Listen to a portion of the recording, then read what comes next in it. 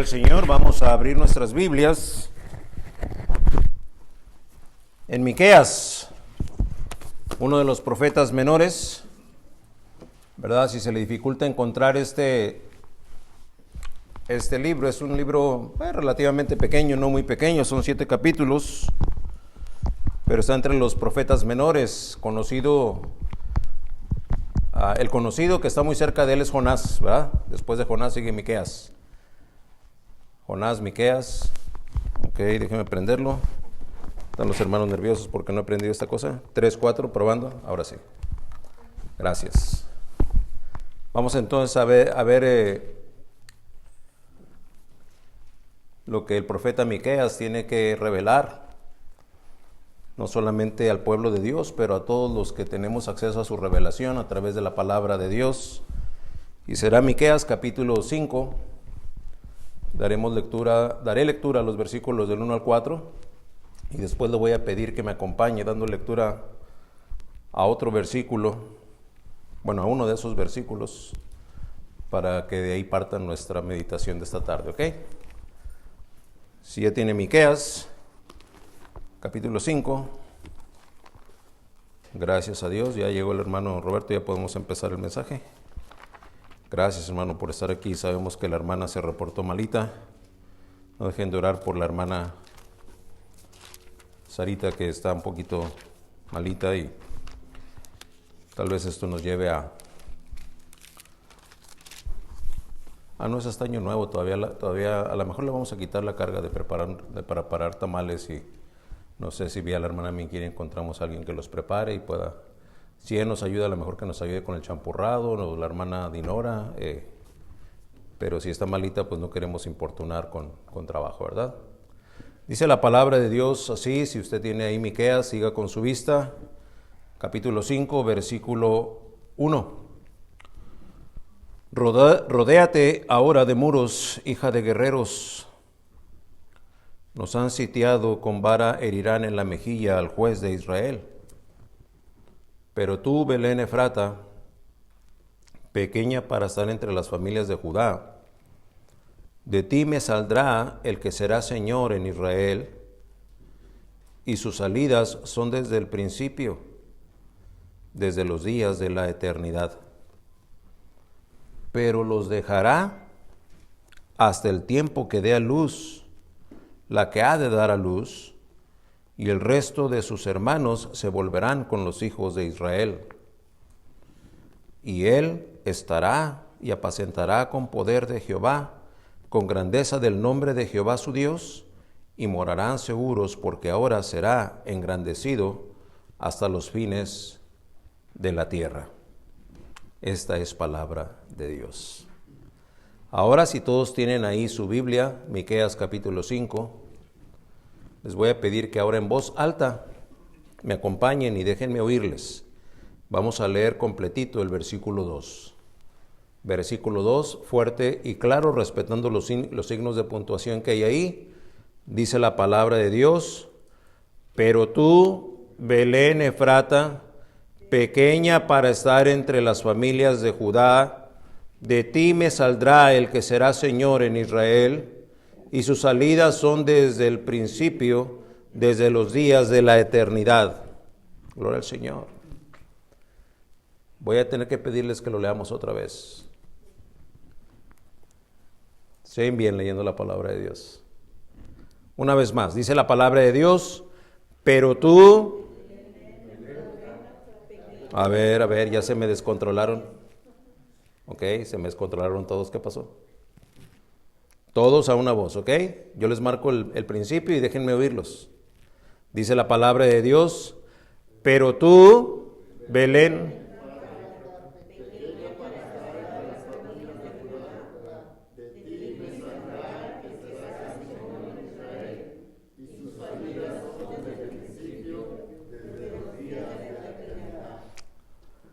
Dios bendiga su palabra. Desde este plano terrenal y natural del hombre, me atrevo a anticipar que ni la imaginación más amplia, ni la convicción más arraigada que haya habido en alguno cuenta con la capacidad o los alcances para interpretar completa y acertadamente, con toda precisión, este pasaje de las Escrituras. Aprovecharé pues esta introducción para ubicar un encuadre de interpretación que contribuya a nuestra correcta percepción y celebración de lo que bíblicamente es la Navidad.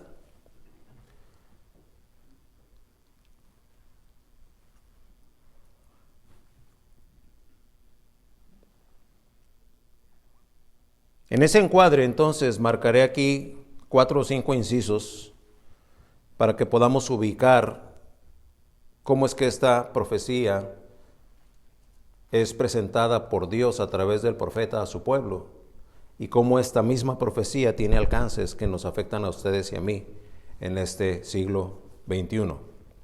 Letra A, el profeta Miqueas es de Moreset. Moreset es una villa que está al sureste de Palestina, a unas 21 millas de Jerusalén. Y dice, ¿quién es como Jehová? ¿Quién es como Jehová? Esto es lo que quiere decir el nombre de Miqueas. ¿Quién es como Jehová? Miqueas, ¿quién es como Jehová? Ese era el nombre del profeta. Contemporáneo de Isaías y Oseas, y también de Amós, que profetizó durante el reinado de 3 reyes, Jotam, Acaz y Ezequías en Judá, y de Pecaía, Peca y Oseas en Israel, según lo dice Segundo de Reyes, capítulos 15, 23 al 30 y 17, del 1 al 6. Él era un profeta de Judá.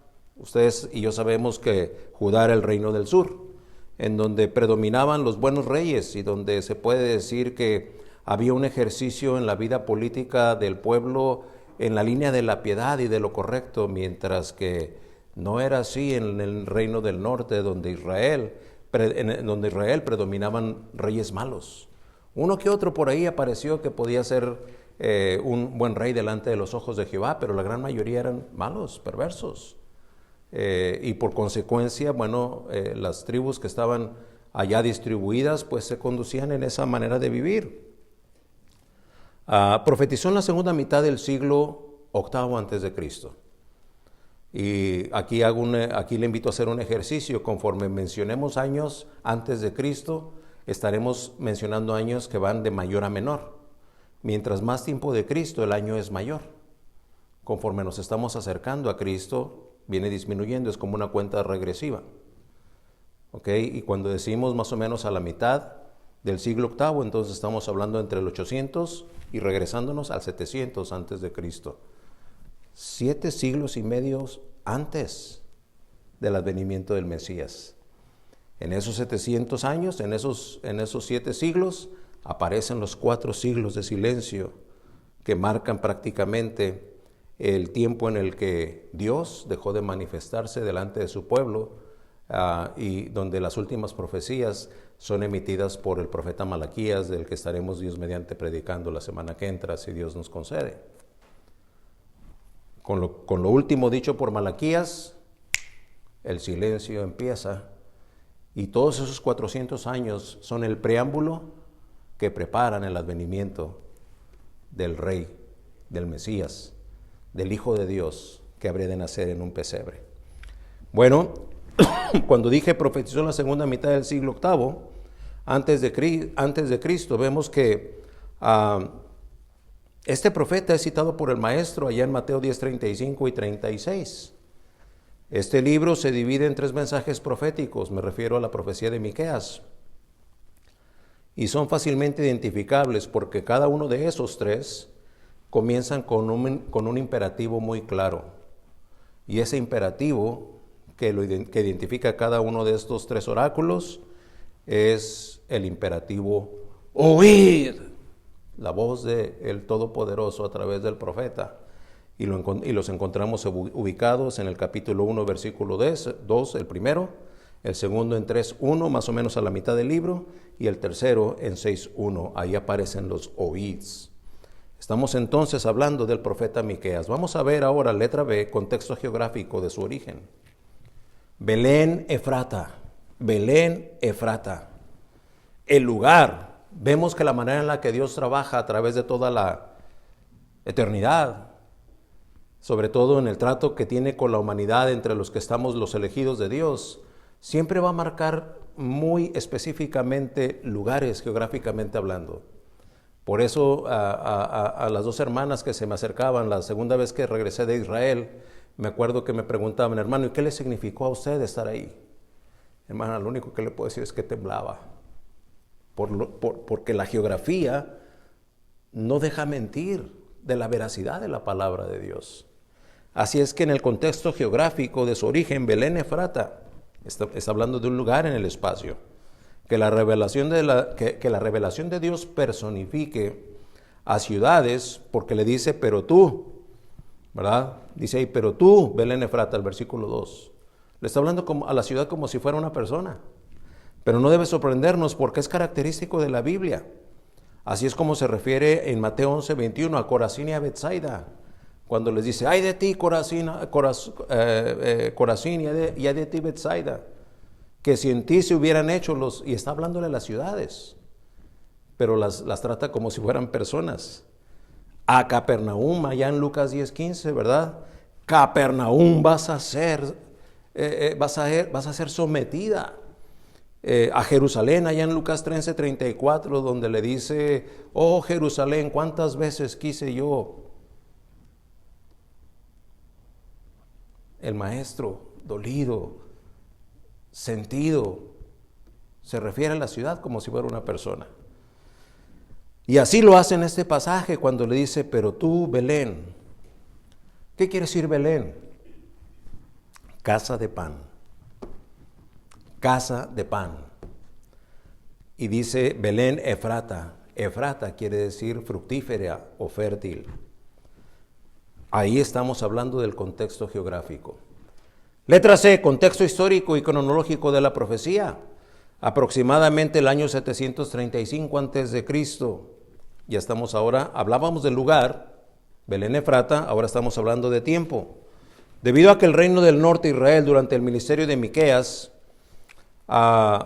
es Miqueas el que emite este mensaje con la mención de reyes de Judá únicamente. ¿Por qué? Porque es donde él vivía y es a quien él predominantemente profetizó, mientras que Israel era solo un destinatario ocasional de sus palabras. Por eso es que su enfoque y ministerio fue dirigido al reino del sur. En él vivió. Sabemos que Siria e Israel, ese reino del norte, se ven aliados invadiendo a Judá, tomando el impío Acaz temporalmente cautivo. Segundo de Crónicas 28, todo el capítulo de Isaías 7 dan testimonio de esto. Es hasta que el buen rey Ezequías retiró su lealtad a Asiria, haciendo que Sennacherib sitiara Jerusalén en el 701 antes de Cristo. Ya venimos de regreso, acercándonos. El rey Usías muere y con él su próspero reinado. Su hijo Jotam, entonces, mantiene las buenas políticas, pero no quitó los centros idolátricos, dejando espacio al sincretismo. Y usted preguntará, ¿qué es el sincretismo, hermano? El sincretismo es esa hibridación de creencias, de religiones, de dioses. Un pueblo que tenía en cuenta a Jehová, pero lo tenía en cuenta entre la fila de muchos otros dioses. ¿Verdad? Le hacían caso a los Baales, seguían las tradiciones, ¿verdad? Viene en mi memoria un hermano que allá en Tijuana, me acuerdo que siendo ya cristiano o presunto cristiano de años, decía, bueno, yo temo a Dios y amo a Dios, pero esta medalla de la Virgen de Guadalupe que me regaló mi papá va a seguir conmigo hasta que me muera. Sincretismo. Sincretismo. Ídolos. Los ídolos de este siglo, desafortunadamente, no son necesariamente deidades que están distantes y que podemos concebir de las latitudes espirituales o esotéricas. No, desafortunadamente son deidades que tienen que ver con la egolatría, con el egocentrismo, con el antropocentrismo. ¿Por qué será que a usted y a mí se nos dificulta mucho hablar de Dios? Oh, pero si se trata de hablar del partido, si se trata de hablar de la serie, si se trata de hablar de lo que está de moda, se nos suelta la lengua. ¿No será que estamos cayendo en sincretismo?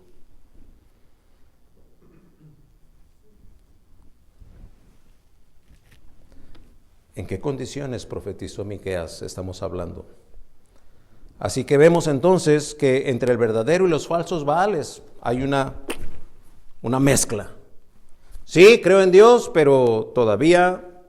Sí, creo en Dios, pero mi tradición y mi cultura todavía se imponen.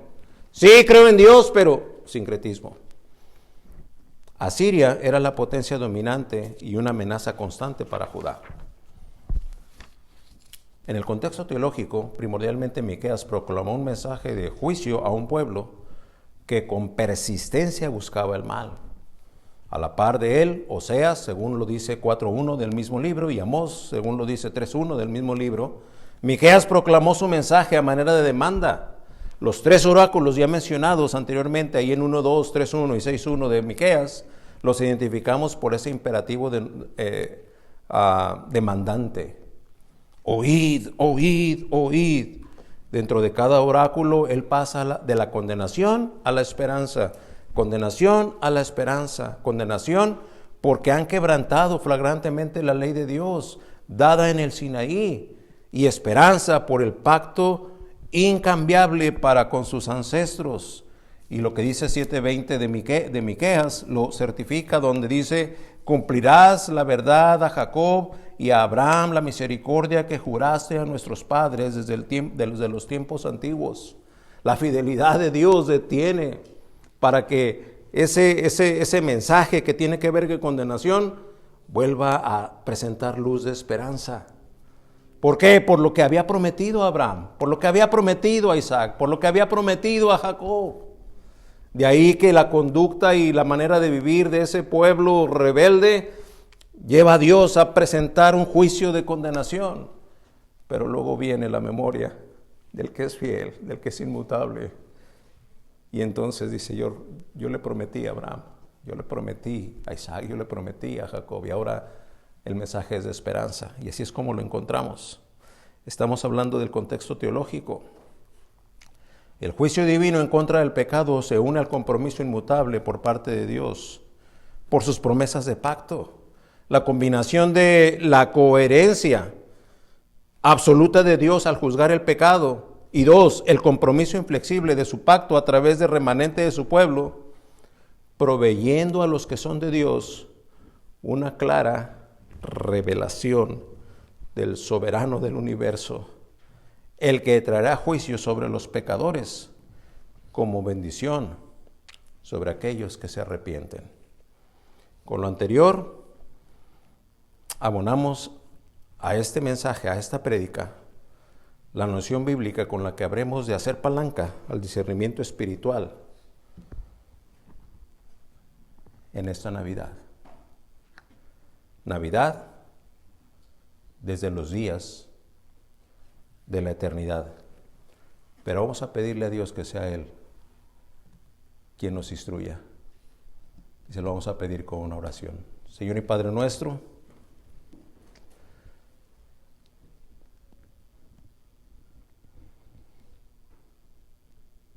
como te lo he pedido, Padre Celestial, concede a tu pueblo, al cuerpo de Cristo que es la iglesia, abrazar convicciones después de lo que tú vas a revelarnos en este mensaje. Que nuestras celebraciones de un acontecimiento como el que estaremos por celebrar en la semana, de ahora en adelante tomen el sentido verdadero que quedó plasmado en tu revelación divina. Por lo que tú nos vas a enseñar, sobre todo este domingo y probablemente los próximos 2. Cautiva pues la atención de cada uno aquí y concede, si alguien ha de ver este mensaje o oír este mensaje en la reproducción del mismo, que tu gracia sea suficiente y que tu revelación encuentre no nada más oídos abiertos que oigan, sino espíritu sensible a tu voz.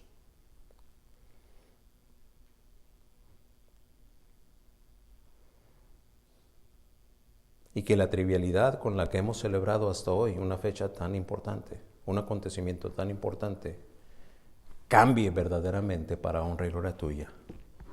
Te lo ruego en el nombre del Señor Jesús. Amén. Desde los días de la eternidad, considerando que la eternidad comprende no nada más la creación, y estaremos hablando de algunos puntos sino desde antes de la creación. Mientras leía y meditaba y buscaba y consultaba con Dios en oración y seguía estudiando, y la pregunta no quedó contestada. Si no había un sol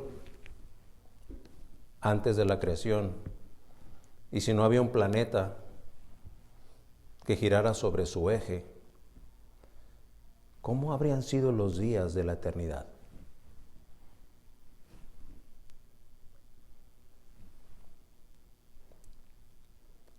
Pero la palabra de Dios lo declara.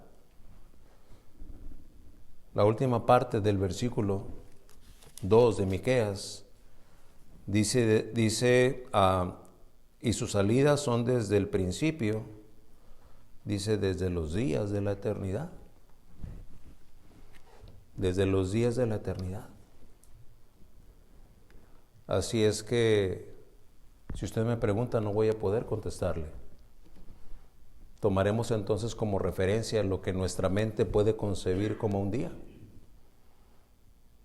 Según lo relata Génesis, ¿verdad? Fue la mañana y la tarde del día 1, del día 2, del día 3, del día 4, del día 5.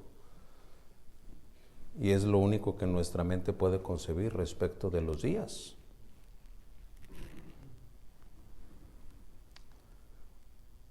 Y así es como somos invitados a considerar la Navidad desde los días de la eternidad. Desde los días de la eternidad, desde, preposición que indica el punto de procedencia o origen en el tiempo y en el espacio. Los, artículo del plural. El o el pronombre lo, los. Días, plural, unidad de tiempo en el que la tierra gira sobre su eje y se asigna para conmemorar un evento especial. De, preposición que denota pertenencia, está ligado a. La, artículo de singular femenino, y luego dice eternidad, que perdura en el tiempo a perpetuidad. Ya no es espacio en cuanto a la dimensión que tiene que ver con únicamente aspectos físicos, sino espacio de tiempo. Para abordar los puntos del mensaje de esta tarde, permítanme primero ubicar estos 4 versículos en el texto sagrado del capítulo. Según Charles Rady, y este es un teólogo reconocido precisamente por sus atinados estudios teológicos, y es en el estudio de la Biblia que él publica, donde dice que el versículo 1 de este capítulo 5 pertenece en realidad al capítulo 4, como figura en la Biblia hebrea. Cuando nosotros consideramos entonces el concepto del Antiguo Testamento en la Biblia hebrea, los versículos 2 y 3 citan la profecía de la primera venida del Mesías, el advenimiento en Belén. Y los versículos del 4 al 15 de este capítulo 5, la segunda venida del Mesías. Así es que en Semana Santa muy probablemente estaremos concluyendo los versículos del 4 a 5 de Miqueas. Si nosotros vemos lo que dice en Miqueas 11, y los que quieran seguir con su vista, dice la palabra de Dios: pero ahora se han juntado muchas naciones contra ti y dicen, sea profanada y vean nuestros ojos su deseo en Sión. Mas ellos no conocieron los pensamientos de Jehová, ni entendieron su consejo, por lo cual los juntó como gavillas en la era. Levántate y trilla, hija de Sión, porque haré tu cuerno como de hierro y tus uñas de bronce, y desmenuzarás a muchos pueblos, y consagrarás a Jehová tu botín y sus riquezas al Señor de toda la tierra. Rodéate ahora, dice el 5.1, rodéate ahora del muro, hija de guerreros, no han sitiado con vara, nos han sitiado con vara, herirán en las mejillas al juez de Israel. De manera que, según Brady, esos últimos versículos del capítulo 4 y el versículo 5 deberían ser parte del mismo escrito. Por consecuencia, dejaremos en el margen lo que este versículo 1 cita, ¿verdad? Porque no queda duda que se refiere a la tormenta de amenazas que cierne sobre Sión. Esa tormenta de amenazas en donde dice hija de guerreros a la nación que habla como si fuera una persona. La segunda parte del versículo 1 menciona al juez de Israel, pero no se refiere a otro que no sea el rey marioneta, Sedequías, que después sería llevado cautivo a Babilonia, según Segundo de Reyes 24:17 hasta el 25:7. Herir en la mejilla era uno de los mayores insultos para un oriental. Desde luego que el personaje al que se alude aquí no puede ser el Mesías. Él nunca fue herido con vara, no fue herido durante el sitio de ninguna ciudad, ni tampoco fue herido en medio de invasión enemiga alguna. Enfoquémonos pues ahora sí en este precioso versículo 2. Desde los días de la eternidad. Disposición divina. Pero tú, Belén Efrata, es una disposición divina que fuera en Belén Efrata. 7 siglos y medio antes, es de llamar la atención que el evangelista Mateo confirma la profecía de Miqueas. Cuando ya en capítulos 2, versículos 5 y 6 de su evangelio, Mateo dice: ellos le dijeron en Belén de Judea, porque así está escrito por el profeta, y es que Herodes acababa de llamar a los magos del oriente, a esos hombres sabios, que llegó a los oídos de Herodes que ellos andaban por ahí. Y cuando se entera de que están buscando al rey, les manda a llamar, ¿verdad? Y si vemos lo que dice ahí en Mateo 2, les dije que leyéramos desde el 5, pero déjenme leerle desde el 3. Oyendo esto, el rey Herodes se turbó y toda Jerusalén con él.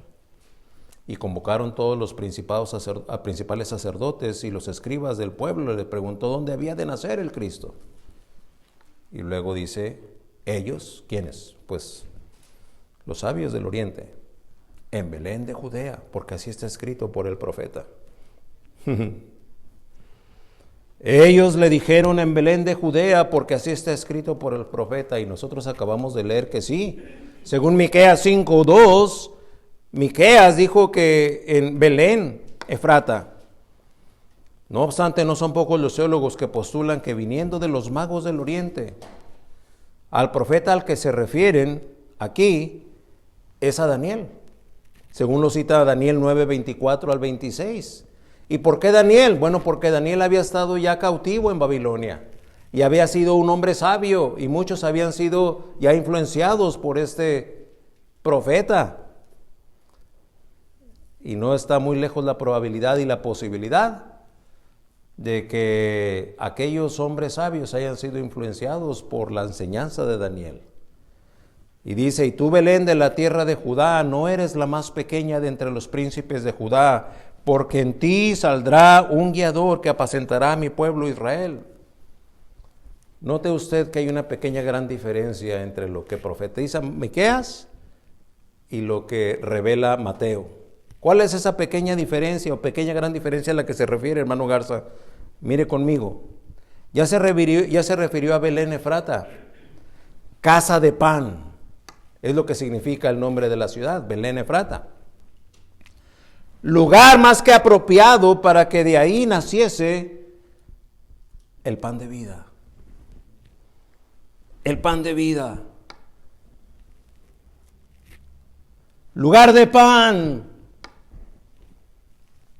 El cuerpo que habría después de ser sacrificado en la cruz del Calvario, y del cual la misma palabra de Dios refiere que este es mi cuerpo que por vosotros es partido.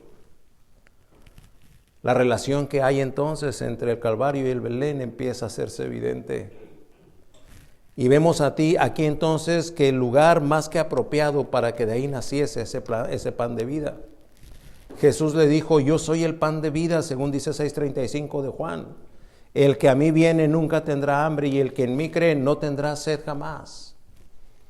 Efrata, la fértil, la fructuosa o fructífera, era una aldea ganadera donde el ganado ovino, es decir, las ovejas, predominaba. Y Belén Efrata era predominantemente conocida territorialmente como un lugar excelente en lo que a la calidad del ganado que producía se puede referir. No fue entonces casualidad que Belén Efrata fuera el lugar donde vendría a nacer el Cordero de Dios que quita el pecado del mundo. Y lo vemos así, ¿por qué?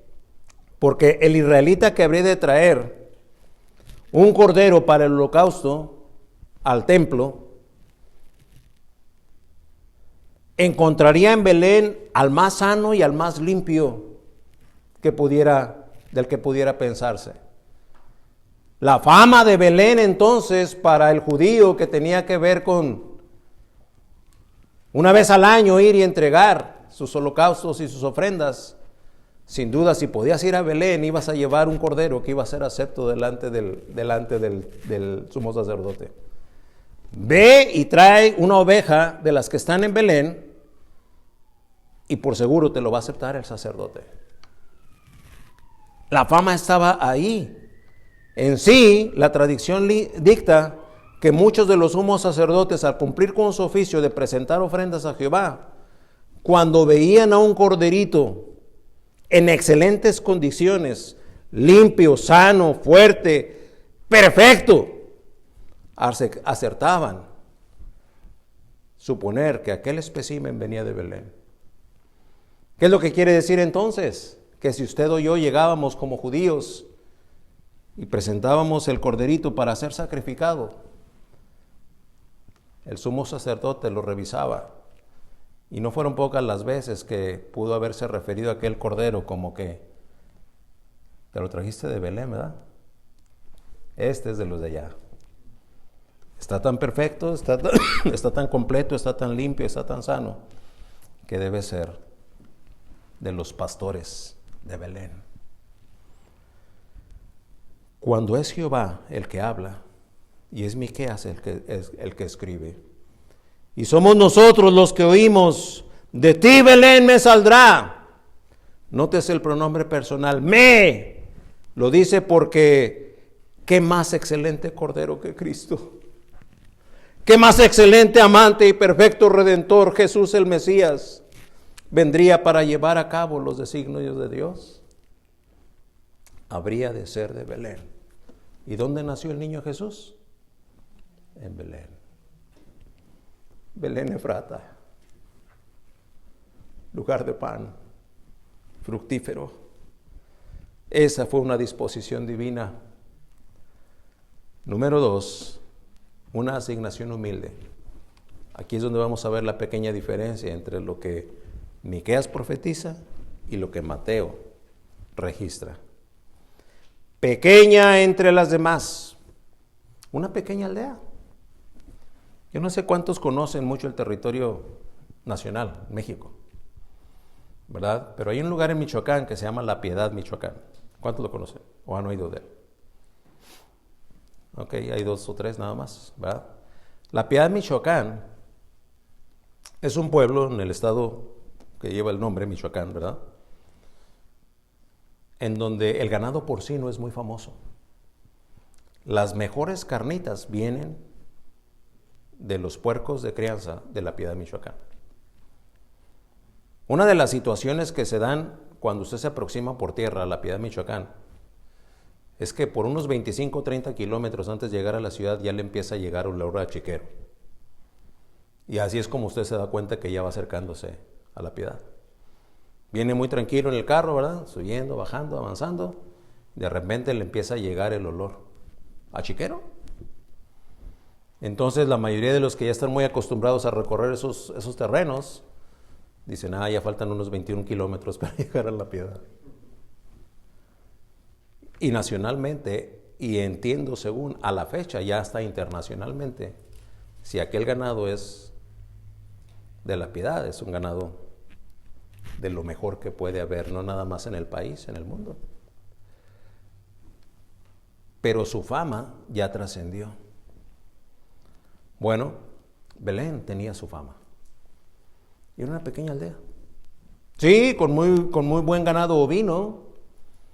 Sí, con calidad tremenda en lo que se refería a la raza de ovejas que producía, pero pequeña entre las demás.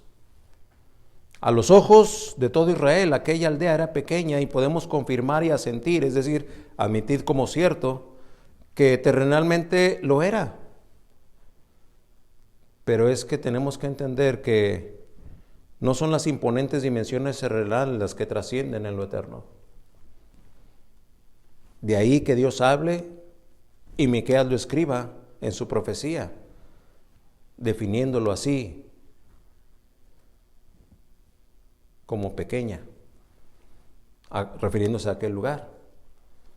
Pero ya en el Evangelio de Mateo, notémoslo, el escritor sagrado, Mateo también, inspirado por el Espíritu Santo, es inspirado a poner un acento nuevo y resolutivo al cabo del cumplimiento de lo profetizado 7 siglos y medio antes, cuando en Mateo 2:6 afirma y confirma una divina negativa. Y usted y un servidor ahora podemos abrazar el mensaje del Mesías que dice, no eres la más pequeña. No eres la más pequeña. Si vemos lo que dice Mateo 2:6, cita al profeta, pero con esa modalidad. Dice el versículo 6 de Mateo 2, y tú, Belén, de la tierra de Judá, no eres la más pequeña entre los príncipes de Judá. Espérate, pero Miqueas dijo que tú eres la más pequeña entre las ciudades. Bueno, Mateo nos va a dar un motivo por el cual no es la más pequeña. ¿Cuál es ese motivo? Porque de ti saldrá un guiador que apacentará a mi pueblo, Israel. No eres la más pequeña. ¿Por qué? Porque de ti me saldrá un guiador. Miqueas 5:2 dice, el que será Señor de Israel. Su regia función mesiánica está clara en la frase Señor en Israel. Esto es el dominador, el supremo, el príncipe, el renacido de Israel.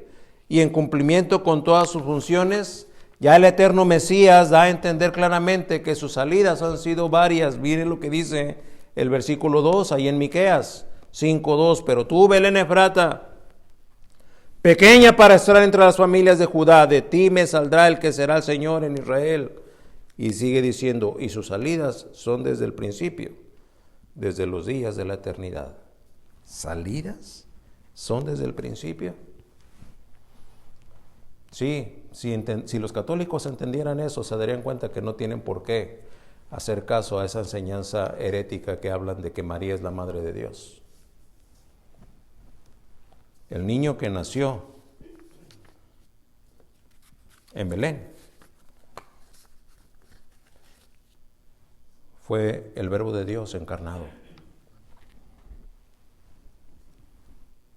Pero esa segunda persona del Señor Jesucristo está desde la eternidad. Y cuando vemos que Miqueas lo cita y le dice sus salidas que son desde el principio, vemos que ese eterno Mesías da a entender claramente que sus salidas han sido varias. Sus salidas son desde el principio. Todo el Antiguo Testamento da testimonio de esto. La referencia se da con el título del ángel de Jehová. En Génesis 17, Agar, la sierva despreciada, lo encuentra. En Génesis 22, 1 y 15, hablándole a Abraham desde el cielo. En Números 22, 24, interponiéndose ante el asna de Balaam. En Primero de Reyes 19, 7, a Elías diciéndole, levántate y come. En Jueces 6, 22, Gedeón viéndole cara a cara, el ángel de Jehová. En Jueces 13, apareciéndose a Manoa y a su mujer, los padres de Sansón, para darles instrucciones respecto de quién era el hijo que les había venido del cielo. En Zacarías 3:1 se cita como el ángel de Jehová ante el sumo sacerdote Josué. Y así múltiples menciones, múltiples salidas hasta llegar al testimonio fehaciente de su encarnación. Según Juan 1:14, donde dice, y aquel verbo fue hecho carne y habitó entre nosotros.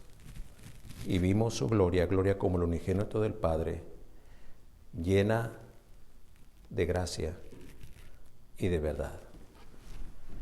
Es que todo aquello que ha de ser instrumento del Todopoderoso, o que habrá de ser suyo, como el que verdaderamente es de Dios, delante de Él, no es pequeño. No somos menos. No somos insignificantes entre los demás, porque Él nos eligió y así con la Navidad abrió el cabal y total cumplimiento de más de 400 profecías culminadas en hechos fehacientes en aquel advenimiento divino. A partir, note usted, advenimiento divino, a partir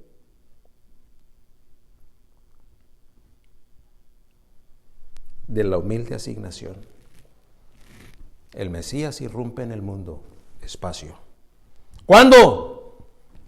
Hace 2020 años atrás, tiempo, para cumplir el que sería el nuevo pacto en su sangre. Su ministerio de expiación, redención y justificación en todos sus elegidos. Podemos entonces declarar que sin el Gólgota, Belén no tendría trascendencia alguna. La Navidad entonces no es un hecho aislado de culminación, de aparición y culminación, no. La Navidad es apenas el preludio de lo que habría de ser el ministerio del Hijo de Dios que quita el pecado del mundo, habiendo nacido en Belén para después concluir su obra redentora en el Calvario y habiendo terminado poder ascender. Desde los días de la eternidad. Y nosotros andamos correteando a comprar regalos porque queremos celebrar la Navidad. Y todavía me falta fulano y sultano, y si no les tengo un regalito, pues me voy a ver muy mal en esta Navidad. ¿Nota usted lo banal que es que nos hemos vuelto?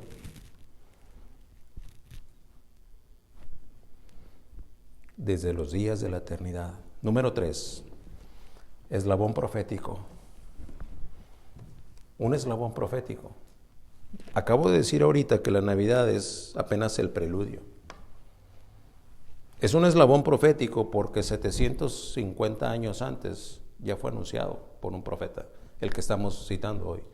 Pero no es el único que lo anuncia. Desde Génesis es anunciado. Y si es desde Génesis que es anunciado, entonces estamos hablando de más o menos unos 3.800 años antes. 38 siglos. El que estamos citando hoy lo cita 750 años antes. Por eso es un eslabón profético. Porque desde aquella primera mención en Génesis 3:15 vienen eslabones. Eslabones, eslabones, eslabones. Miqueas 5:12 es un eslabón más profético que será conectado a otra cadena posterior. Eslabones proféticos. El que será Señor. No. Un verdadero creyente no va a ser víctima de la banalidad en lo que se ha convertido esta celebración de un acontecimiento profetizado, único, divino, eterno y absoluto. El que será Señor, el Mesías Redentor, el Redentor de los elegidos que son parte de la humanidad en todos los tiempos. Todo el Antiguo Testamento y toda la Escritura clama respecto del que habría de nacer. El Mesías, el niño Jesús, el Cristo. En Génesis, la simiente de la mujer. En Éxodo, el Cordero Pascual. En Levíticos, el sumo sacerdote y simultáneamente el sacrificio. En Deuteronomio, el profeta anunciado por Moisés al que habrían de rendirse. En Josué, el capitán de nuestra salvación. En Jueces, el soberano juez y señor y libertador. En Ruth, el rey redentor. En los libros históricos de Primero y Segundo de Reyes, de Crónicas y de Samuel, el rey de justicia. En Nehemías, el que restaura todas las cosas. En Esther, el tipo antiguo testamentario del abogado, representado en sí misma en Esther. En Job, soberano, incomprensible consuelo y consolador. En Salmos, el centro de nuestra adoración eterna. En Proverbios, la sabiduría eterna. En Eclesiastés, el que enseña esa sabiduría.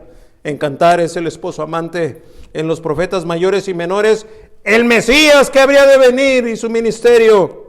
En los evangelios, su encarnación, nacimiento, ministerio, muerte y resurrección. En Hechos, el Cristo, su obra, su reino y su exaltación. En todas las cartas paulinas, la cabeza de la iglesia. En todas las cartas apostólicas, el maestro.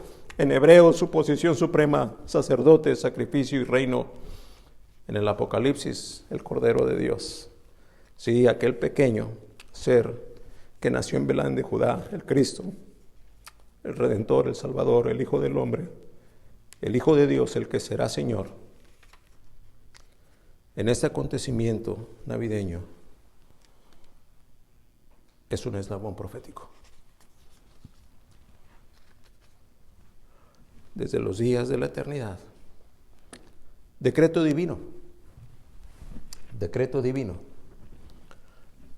Desde el principio y los días de la eternidad ya se han hecho algunas referencias respecto al principio. Cuando listamos algunas de sus salidas, ahí estamos hablando desde el principio de los días de la eternidad, sus salidas, en el punto 2 de este mensaje.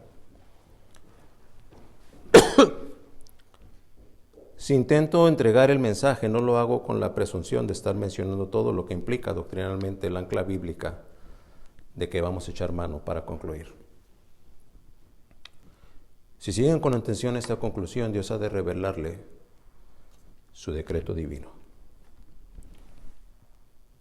El decreto divino implícito en el que nació en Belén de Judea.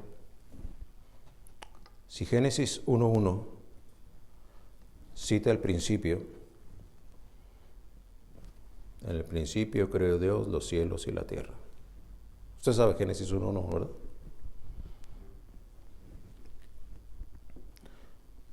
Y es con referencia a la creación. Cuando Juan, en su evangelio, según Juan 1, del 1 al 3, vemos que también cita el principio, porque dice el principio era. Y si vamos ahí, venga conmigo para que se despierte. Juan 1:1 al 3. La palabra de Dios hablando.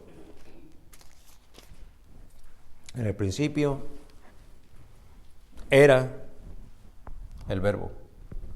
Vemos entonces que ese era está antes del principio, entonces obviamente Dios no tiene principio. Si tuviera principio, no sería Dios. Y luego dice, y el verbo era otra vez con Dios. Es que el verbo Cristo, la segunda persona de la Trinidad, siendo Dios, ya era con Dios Padre. Y luego dice, y el verbo era Dios. Era. Lo veíamos, creo que en uno de los estudios de Isaac, cuando nos estaba enseñando algo de bibliología. No, estábamos en Prolegómenos, creo, cuando hablaba precisamente de la irregularidad de este verbo.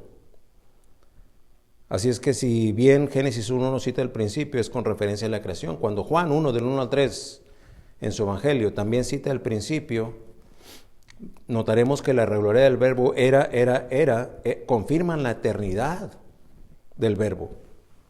La eternidad del Cristo, la eternidad de Jesús, el que habría de manifestarse en el mundo.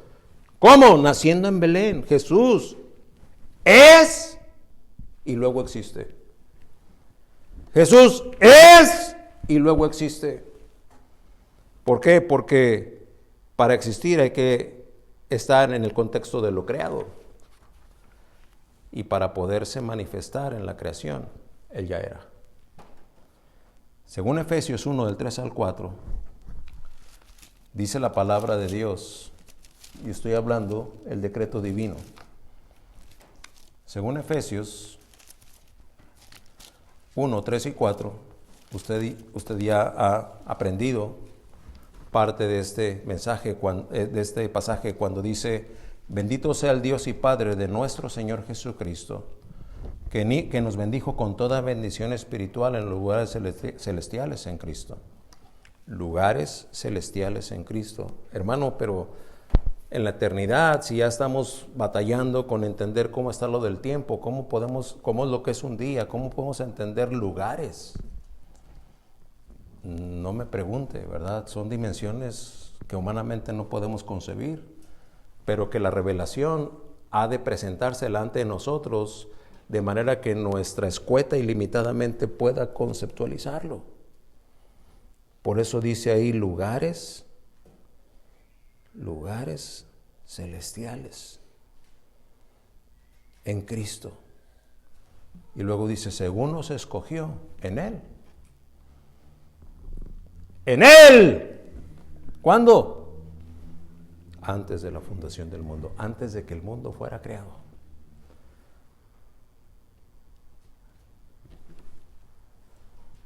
Ese decreto divino, en alguna dimensión que para nosotros es desconocida, Dios Padre, Dios Hijo y Dios del Espíritu Santo configuraron la redención. En donde en ese decreto divino se habló de que una vez que se cumpliera el tiempo, según lo dice Gálatas 4:4, este Cristo habría de encarnarse para venir a nacer en estas dimensiones y en este muladar de humanidad y de pecado en el que usted y yo estamos. Por eso dice, según nos escogió en Él antes de la fundación del mundo. Colosenses 1, del 15 al 17, nos habla de que Él es la imagen del Dios invisible, refiriéndose a Cristo, al Redentor. Él es la imagen. Antes que todas las cosas, antes de existir, ya Él es. Antes de todas las cosas. Y luego dice, y todas las cosas en Él subsisten. En ese pequeño niño que nació en Belén, Efrata, está la persona de nuestro Señor y Salvador Jesucristo. Así es que no podremos sino que hacer una pausa en esta celebración, sobre todo los que tenemos la seguridad de salvación y vida eterna, para voltear en oración y decirle al Señor, gracias. Gracias por haberme elegido desde antes de la fundación del mundo. Y porque esa elección le dio pauta a mi salvación. Cuando tu Hijo Jesucristo, que nació en Belén de Judea, vino para un día ser sacrificado, saciar así tu justicia, apagar la ira de tu justicia y hacer accesible mi entrada a la vida eterna. Oh, la Navidad tiene un significado un tanto cuanto más profundo de lo que usted y yo creíamos. La cita bíblica concluyente la encontramos allá en Filipenses 2, del 5 al 11. La palabra de Dios hablando. Haya pues en vosotros este sentir. Haya pues en vosotros este sentir que hubo también en Cristo Jesús, el cual, siendo en forma de Dios, Cristo Jesús, ese niño, siendo en forma de Dios, no estimó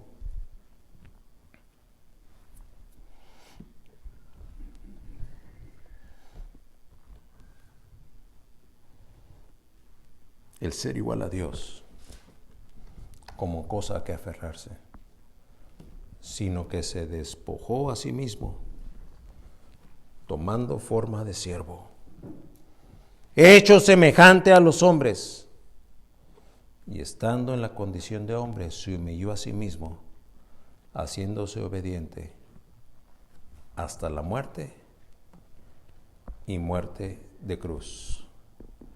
Su encarnación dio cumplimiento al decreto divino del eterno y triúnico Jehová, Dios Todopoderoso.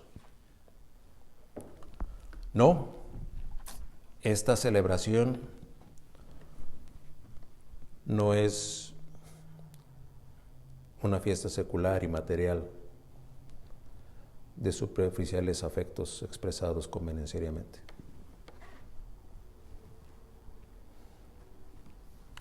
Para todos los que no son de Dios, para los que no son verdaderamente convertidos por su preciosa, gratuita y sublime gracia,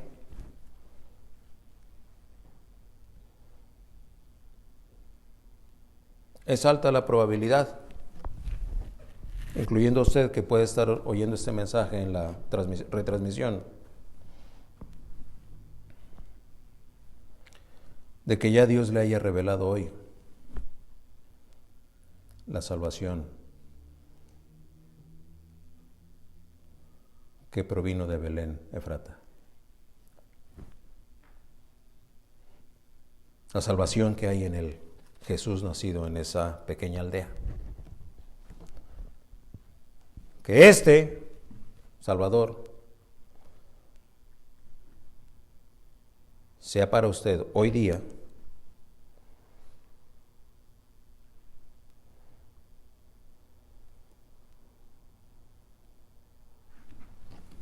en el que entre todos los días de la eternidad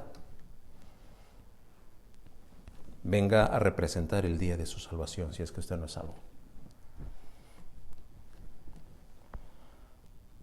Si su gracia le ha dado vida, gloria al Señor, también le ha dado la fe para creer. ¡Crea! Y arrepiéntase. De hacerlo así, estará haciendo bien, el mejor de los bienes. Como verdadero creyente, el llamado no es solo para que su celebración sea la correcta a partir de esta Navidad.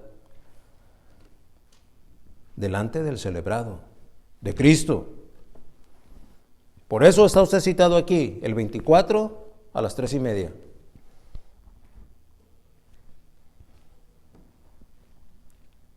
Una celebración correcta, sino también para que nuestra vida honre y glorifique a Dios permanente y consistentemente en una transformación y purificación constante. De hacerlo así, también estaremos